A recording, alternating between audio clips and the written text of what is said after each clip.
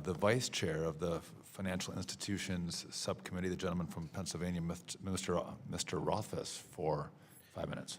Thanks, Mr. Chairman. You know, I want to follow up on Mr. Lynch here, because this is one of the issues I kind of been noodling last night. You know, I read my Constitution.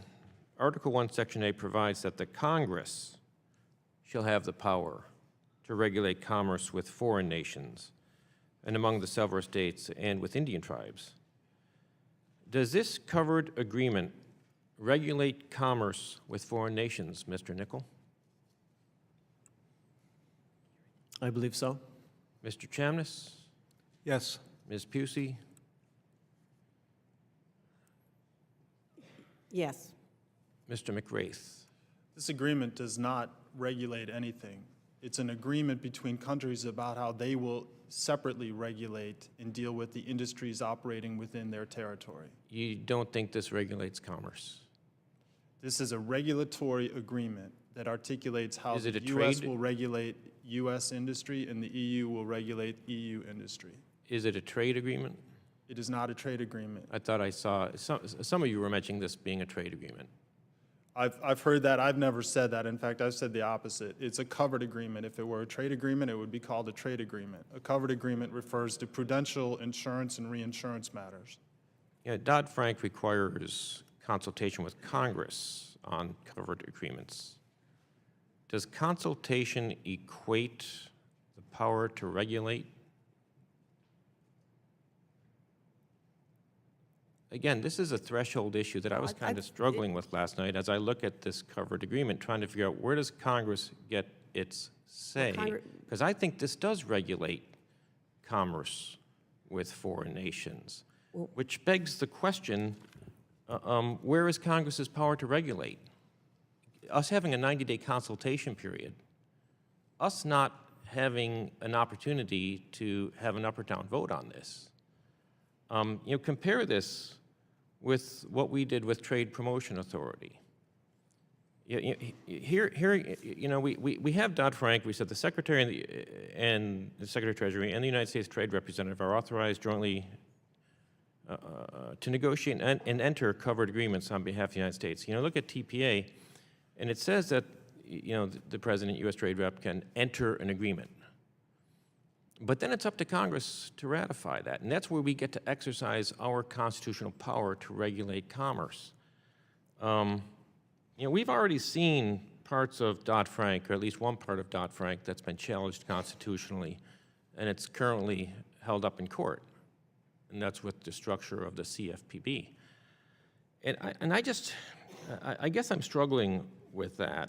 And where do the people that we represent, this whole notion of self-rule and self-government, you know, we've been talking about this for years on our side of the aisle.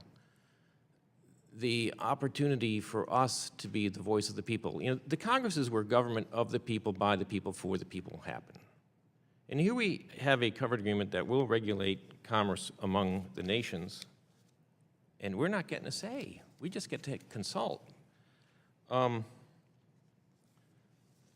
Mr. McWraith, one of the many things that stands out to me about this covered agreement is the date it was sealed, 1 week before the inauguration of a new president. As you know, President Trump made negotiating better deals a hallmark of his campaign. He has argued that the U.S. has not made deals with other countries that provide the most benefit possible for American workers and firms. Since the covered agreement was reached before the new president could come into office and leave his mark on these negotiations, I'm curious about the extent to which negotiators consulted with the transition team before the election. Were there any such consultations with the transition team?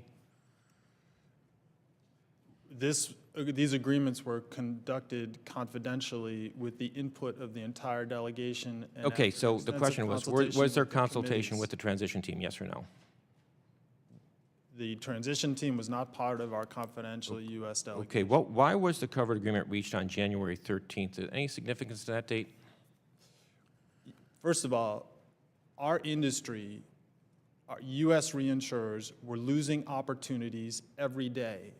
Our primary insurers were confronting potentially billions of dollars in compliance costs on an urgent basis. Was January 20th at all a figure? It was no, January 20th so we provided to you on January 13th because it needed to be provided on a day that both chambers of Congress were in session.